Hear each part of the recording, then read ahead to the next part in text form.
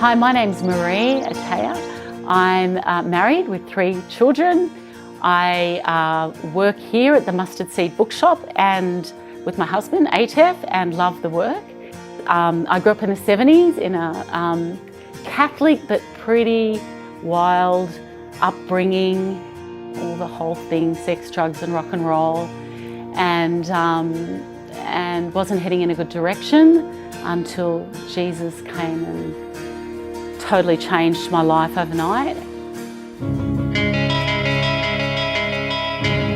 I grew up one of 9 in the beaches of Sydney, northern beaches of Sydney, and we were raised with faith and went to church. And of course then, you know, the middle years, teenage years hit, and I was the second youngest of 9. And my older brothers and sisters sort of went totally and completely wild. It was in the 70s. So they stopped going to church, and I eventually, you know, followed in their footsteps and, you know, got into the drinking scene and not so much drugs, but occasional drugs. But lived a pretty wild lifestyle. I was a wild child of the 70s, I was, yes. I lived in a facade of, you know, being this cool beach chick that wanted to be really accepted into her culture. So I'd see bands at the pub every week. That was back then when they had the bands playing In Excess and Midnight Oil and The Angels, and every weekend that's what we did. Thursday, Friday, Saturday, Sunday night, we're out.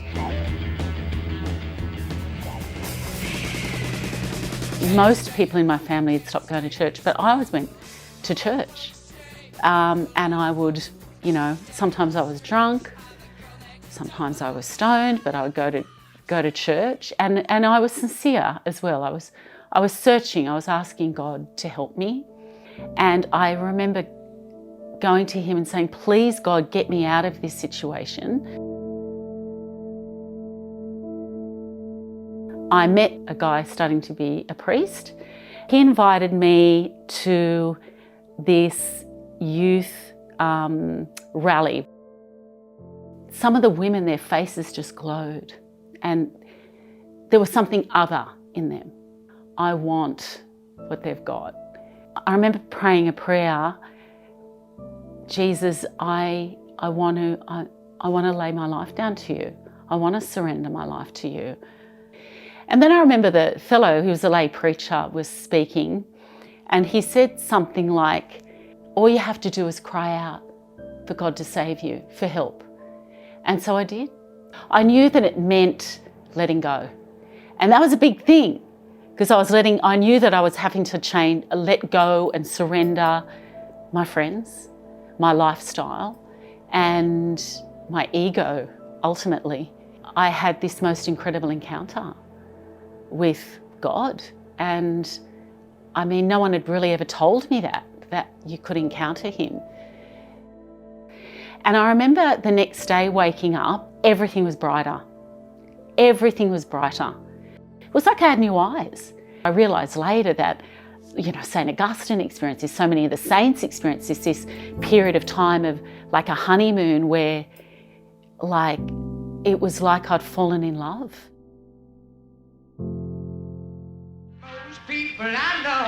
I actually felt a call to do evangelization. So I knew there were so many young people out there that didn't know this, didn't know that Jesus wants us to encounter him and wants to empower us and wants to change us. The youth mission team was starting up back then, and so I joined the first year of the youth mission team starting, and one part of the commitment of that was to commit to the single life and just commit to focusing on the Lord and on evangelization. I'm personally very excited where the church is heading now. The Alpha program, I think, is extraordinary. People are hungry. People are ready. I am really grateful that the Sydney Centre for Evangelisation has brought in divine renovation. I've seen it as a game changer for parishes. I've personally been involved. So it's not only spiritual, but they're putting practical things in place in order for things to thrive. Ada was working at the shop for a long time. He's my husband and he's the manager. And I have always wanted to work in a Christian bookshop. And I love reading. And I didn't know how we'd go working together, but it's been lots of fun. It's been heaps of fun. I love working here. Like, sincerely, I feel like I've found my place. So it's been a real opportunity to share my faith, and that's just a gift to me, because my greatest desire is to see our young people find meaning. I especially have a heart for those that are the wild childs, of course, and hope that, you know, we as a church make room for a wide spectrum of different people coming back to our faith, and can make room for little old people like the wild childs of this world. I'm forever grateful to God. There's been a lot of twists and turns and a lot of seemingly dead ends, but because we walk in faith, He turns those dead ends around. It's not just a clear cut, what we perceive to be, oh, this, you know, lovely yellow brick road. Through faith, God turns everything around for His glory and for our blessing.